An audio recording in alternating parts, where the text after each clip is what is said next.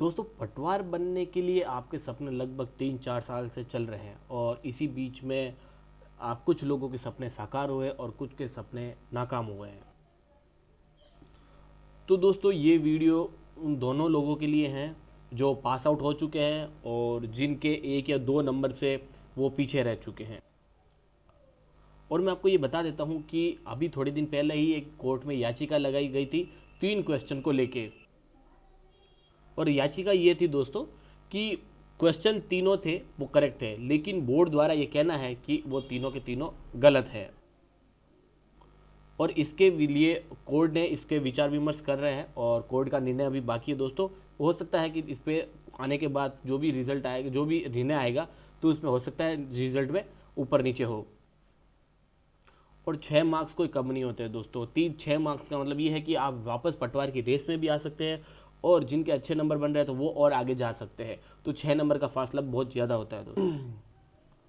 तो इसको लेके हमारे सभी के पास एक नोटिफिकेशन जारी हुआ था कि 14 फरवरी तक जो डीवी का प्रोसेस है वो चालू हो जाएगा।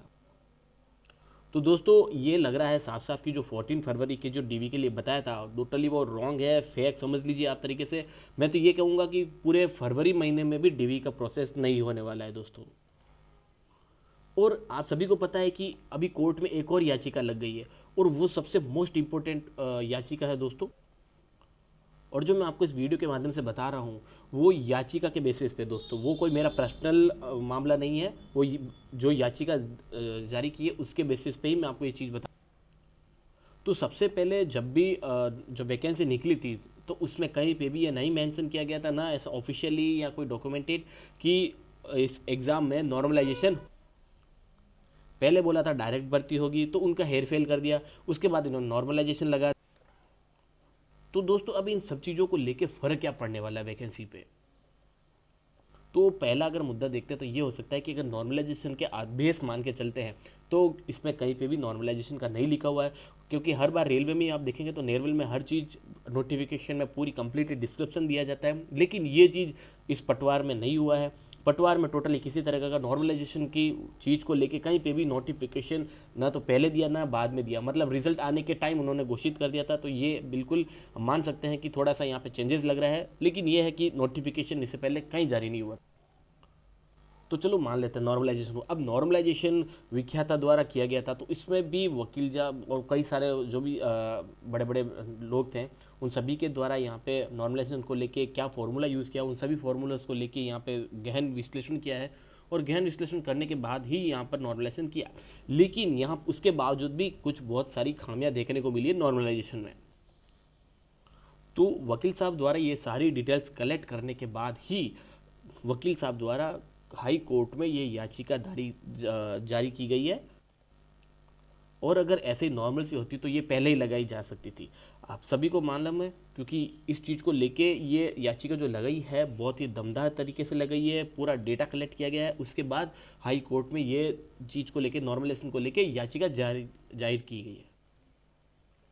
इस याचिका से बहुत कुछ चेंजेस होने वाला दोस्तों, क्योंकि ये पूरी दमदार तरीके से याचिका जारी है। तो नॉर्मलाइजेशन को लेके देखिए, मैंने पहले बताया था याचिका जारी कर चुके हैं, लेकिन अब देखिए यहाँ पे रिजल्ट्स में बहुत ज़्यादा हेर फेर होने वाला है।